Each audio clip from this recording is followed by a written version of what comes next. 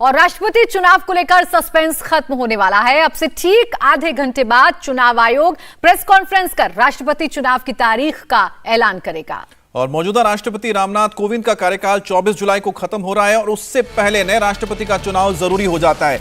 अब आधे घंटे के बाद यह साफ हो जाएगा कि अगले राष्ट्रपति चुनाव के लिए किस दिन वोट डाले जाएंगे और तारीखों के ऐलान के साथ ही अगले राष्ट्रपति उम्मीदवार के नाम को लेकर भी हलचल तेज हो जाएगी। आमतौर पर राष्ट्रपति का चुनाव आम राय के जरिए करने की कोशिश होती है, लेकिन अगर किसी एक उम्मीदवार पर सहमति नहीं बनी तो चुनाव तय है। देश के राष्ट्रपति का चुनाव इलेक्टोरल कॉलेज के जरिए होता है, जिसमें देश के कुल 776 सांसद और 4120 विधायक भाग लेते हैं। तो आपको बता दें कि राष्ट्रपति चुनाव का ऐलान जैसे ही होगा, सियासी हलचल इस लिहाज से भी बढ़ जाएगी क्योंकि कोशिश यह होगी कि आखिरकार एनडीए के जो कैंडिडेट होंगे उसके मुकाबले किसको मैदान में उतारा जाए। और लगातार हम देख रहे हैं कि जिस तरह से अलग पार्टियां हैं कोशिश कर रही हैं कि उनका कोई एक कॉमन उम्मीदवार हो जिसके जरिए एनडीए के कैंडिडेट को चुनौती दी जाए। और अगला राष्ट्रपति कौन होगा यह अभी तय नहीं है, लेकिन सभी दलों में राष्ट्रपति उम्मीदवार के नाम को लेकर मंथन जरूर है। पॉलिटिकल सर्कल में खबर है कि बीजेपी में आदिवासी राष्ट्रपति के नाम पर मंथन चल रहा है। खबरों के मुताबिक बीजेपी इस बार किसी आदिवासी के नाम पर मुहर लगा सकती है। अर्जुन मुंडा, जुएल ओरांव और द्रौपदी मुर्मू राष्ट्रपति पद की रेस में बताए जा रहे हैं। इसमें अर्जुन मुंडा और जुएल ओरांव अभी मोदी कैबिनेट में मंत्री हैं, जबकि द्रौपदी मुर्मू पूर्व राज्यपाल हैं। और द्रौपदी मुर्मू का नाम रेस में सबसे आगे बताया जा रहा है। अगर इन नामों में किसी पर मुहर लगी तो देश को पहला आदिवासी राष्ट्रपति मिलेगा। और अभी तक दलित, सिख, मुस्लिम और महिला राष्ट्रपति बन चुके हैं, लेकिन कोई आदिवासी देश के सर्वोच्च राजनीतिक पद पर नहीं पहुंचा है। द्रौपदी मुर्मू की बात करें तो ओडिशा बीजेपी की बड़ी आदिवासी नेता हैं। उनकी इमेज साफ सुथरी है, वो कभी किसी विवादों में नहीं रही हैं। तो आपको बता दें कुछ नाम जो सामने आ रहे हैं उसमें द्रौपदी मुर्मू का नाम बताया जा रहा है सबसे आगे हैं। वो राज्यपाल भी रह चुकी हैं। इसके अलावा जुएल ओराम जो कि ओडिशा से आते हैं, इसके अलावा अर्जुन मुंडा जो बीजेपी के हैं। तो कुल मिलाकर बीजेपी के खेमे में एक आदिवासी नेता का नाम सामने आ रहा है। हमारे साथ बात करने के लिए हमारे पॉलिटिकल एडिटर देवेंद्र पराशर भी जुड़ गए हैं। देवेंद्र, जो ये नामों की सुगबुगाहट है इसमें हम कितना मान सकते हैं कि मुहर लग सकती है, क्योंकि बीजेपी हमेशा कि बीजेपी की ओर से हमेशा एक सरप्राइज दिया जाता है।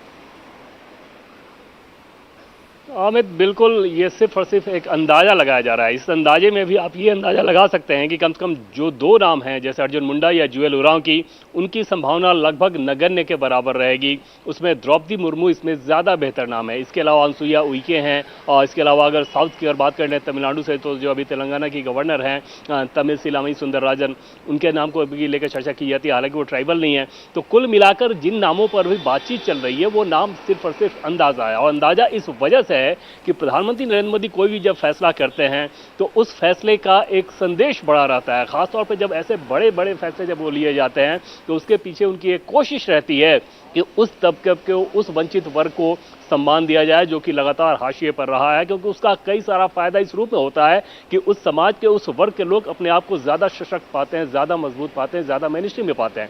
जब रामनाथ कोविंद के बारे में फैसला लिया गया था तो उस फैसले के पीछे भी यही वजह थी। और अमित, आपको याद होगा कि सब कोई सरप्राइज था एकदम जब उस नाम का ऐलान किया गया। अगर तारीख की बात करें तो शायद 19 जून रहा होगा, 5 साल पहले जब अमित शाह ने उस नाम का ऐलान किया था राष्ट्रीय अध्यक्ष रहते हुए। तो उस तरह का सरप्राइज इस बार भी नहीं होगा, इस बात की संभावना कोई भी नहीं जता सकता है। लेकिन एक पॉलिटिकल मैसेजिंग की जो बात कही जाती है उसके आधार पर यह अंदाजा लगाया जा रहा है कि संभव है कि एक प्रमुख दावेदार के तौर पर विचार किया जाए कि कोई ट्राइबल महिला फेस को अगर आप आगे करते हैं तो मैसेजिंग के लिहाज से बहुत ज़्यादा महत्वपूर्ण है। जो हमारे सोर्सेज है वो ये बता रहे हैं कि 15 जून के बाद बीजेपी पार्लियामेंट्री बोर्ड की बैठक होगी किसी दिन, और उस पार्लियामेंट्री बोर्ड की बैठक में ही उस नाम पर मुहर लगाया जाएगा। अमित जी बिल्कुल, तो देखिए नाम जरूर चल रहे हैं, लेकिन चूंकि बीजेपी हमेशा सरप्राइज देती है, देखने वाली बात होगी कि कौन सा उम्मीदवार एनडीए की तरफ से आता है। आप बन रहिए देवेंद्र हमारे साथ। तो हाल ही में बीजेपी अध्यक्ष जेपी नड्डा के घर हुई बैठक में राष्ट्रपति चुनाव के मुद्दे पर बात हुई थी। और बीजेपी राष्ट्रपति चुनाव के लिए सामाजिक समीकरणों को साधना चाहती है। लोकसभा की 543 सीटों में से 47 सीट एसटी वर्ग के लिए रिजर्व है। और अगर आदिवासी समुदाय की बात करें तो लोकसभा की सीटों पर उसका काफी असर है। गुजरात, मध्य प्रदेश, छत्तीसगढ़ में आदिवासी वोटर काफी अहम हैं। महाराष्ट्र में लोकसभा की 4 और विधानसभा की 25 सीटें आदिवासियों के लिए रिजर्व हैं। ऐसे में बीजेपी अगर किसी आदिवासी उम्मीदवार के नाम पर मुहर लगाती है तो शिवसेना और एनसीपी के लिए उसका विरोध करना मुश्किल हो जाएगा। और अगर बीजेपी आदिवासी चेहरे को आगे करती है तो ओडिशा के सीएम नवीन पटनायक भी विरोध नहीं कर पाएंगे। और नवीन पटनायक ने हाल ही में पीएम मोदी से मुलाकात की थी और माना जा रहा है कि इस दौरान राष्ट्रपति चुनाव के मुद्दे पर चर्चा हुई थी। आइए एक बार फिर से रुक कर लेते हैं। देवेंद्र पाराशर का हमारे साथ बने हुए हैं। देवेंद्र, देखिए यही सबसे बड़ी बात है, क्योंकि आमतौर पर कोशिश की जाती है कि एक ऐसा चेहरा उतारा जाए उम्मीदवार के तौर पर जो विपक्ष को भी मान्य हो, एक आम सहमति बने और चुनाव हो जाए। इस बार भी यही कोशिश रहेगी? प्राची, निश्चित तौर पर कोशिश ये जरूर होगी, लेकिन ऐसा लगता नहीं कि ये कोशिश सफल होगी, क्योंकि पिछले उदाहरण को अगर आप देखें तो जब रामनाथ कोविंद के नाम का ऐलान किया गया था तो रामनाथ कोविंद बिल्कुल भी कोई विवाद नहीं था उनके साथ। दलित समुदाय से आते थे, बहुत पढ़े लिखे व्यक्ति, तो वैसी स्थिति में यह माना गया था कि शायद उस नाम पर बाकी सारे भी विपक्षी दल के नेता सहमत हो जाएंगे और चुनाव की नौबत नहीं आएगी। जब कांग्रेस पार्टी की नेता सोनिया गांधी को जब बीजेपी नेताओं द्वारा इस बात की सूचना दी गई तो उन्होंने सिर्फ इतना तब कहा था कि वो इस नाम पर विचार करके आगे पार्टी का फैसला बताएंगे। और बाद में सबने देखा कि किस प्रकार से मीरा कुमार को भी जो कि दलित समुदाय से ही आती है उनको आगे किया गया और चुनाव लड़ा गया। ये अलग बात है कि रामनाथ कोविंद तकरीबन 65% वोट पाकर चुनाव जीते थे। 34-35% के आसपास मीरा कुमार को वोट मिला था। लेकिन कांग्रेस पार्टी ये नहीं चाहती थी कि जो नैरेटिव बीजेपी सेट कर रही है उस नैरेटिव को वो खुला समर्थन देकर और उस नैरेटिव में बीजेपी को और ज्यादा एडवांटेज स्थिति दे दे।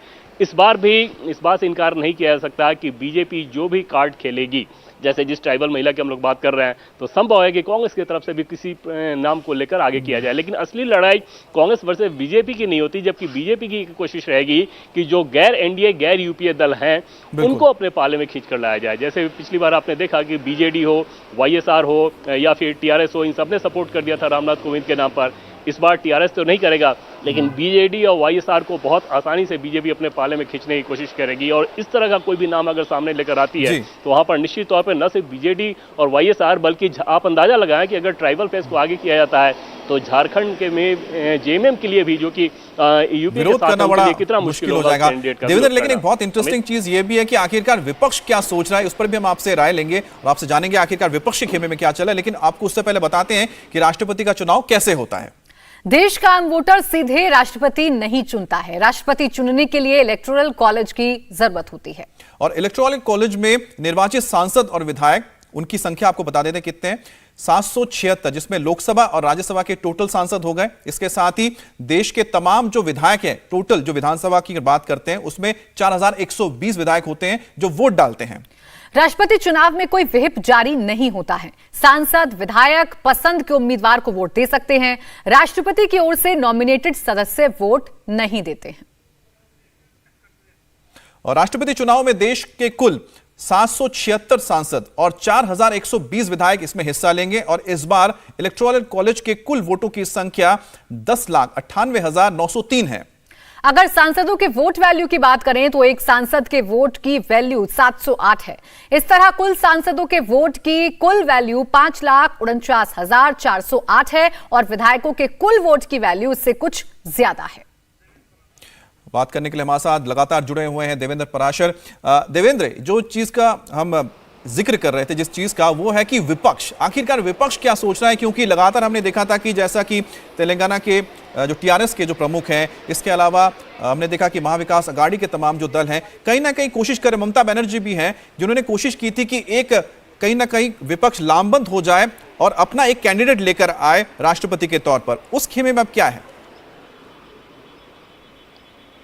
अमित, उससे पहले क्लैरिफिकेशन थोड़ा सा समझ लीजिए कि जिस डाटा के बारे में आपने बताया वो डाटा पिछले चुनाव का है। इस बार थोड़ा उसमें बदलाव आएगा, मामूली फर्क आएगा। मामूली फर्क इस लिहाज से आएगा कि जम्मू कश्मीर में अभी विधानसभा का गठन नहीं है, तो वो नंबर्स घट जाएंगे जो कि पिछली बार उसमें जुड़े हुए थे। और दूसरी बात की विपक्ष की अगर रणनीति की बात कर लें तो निश्चित तौर पर यह रणनीति विपक्ष की लगातार रहेगी, क्योंकि राष्ट्रपति का चुनाव एक लिटमस टेस्ट के तौर पर होगा कि क्या जिस विपक्षी एकता की बात की जाती है 2024 के लिए वाकई वैसी कोई एकता मूर्त रूप ले पा रही है, उसके लिए एक बड़ा लिटमस टेस्ट रहेगा राष्ट्रपति का चुनाव। और वहाँ पर चाहे आप टीएमसी की बात कर लें, शिवसेना की बात कर लें, कांग्रेस पार्टी की बात कर लें, इन सब की एक कोशिश ज़रूर रहेगी कि किसी वैसे कैंडिडेट को लेकर आगे आया जाए जिसके नाम पर गैर यूपीए गैर इंडिया दलों को भी अपने साथ लेकर आया जाए। हालांकि वो काम बहुत ज़्यादा मुश्किल होगा। दूसरी चीज़ की नंबर्स के हिसाब से अगर आप बात करें तो एनडीए के पास लगभग, अगर पूरे वेटेज के हिसाब से आप बात करें तो लगभग 7-8 हज़ार के आसपास ही, मतलब परसेंटेज के हिसाब से अगर आप देखें तो लगभग 1% वोट कम मिल रहा है। और ऐसे में उस 1% वोट को मैनेज करना एनडीए के लिए बहुत आसान काम होगा। ये ज़रूर है कि पिछली बार रामनाथ कोविंद के नाम पर जितना बहुमत इकट्ठा किया गया तकरीबन 65% का, क्या इस बार वो कर लिया जाएगा, इस बात की संभावना कम दिख रही है। वो ज़्यादा मुश्किल टास्क होगा, लेकिन एनडीए बहुमत आसानी से ले लेगा। बहुमत का मतलब ये कि 50% प्लस 1, तो वो वोट एनडीए बहुत आसानी से मैनेज कर लेगा। ये ऐसा होता हुआ दिख रहा है, जैसे कोई भी ढंग का कैंडिडेट जैसे ही आएगा बीजेडी अनाउंस कर। चलिए, आपने एक अच्छा पॉइंट भी दिया कि आपने कहा कि जो बीजेपी या फिर एनडीए है उसको बहुत आसानी से बहुमत हासिल कर लेगा। इंडिया टीवी हर वक्त हर जगह डाउनलोड करने के लिए सर्च करें India TV news Google play store या ऐप स्टोर पर।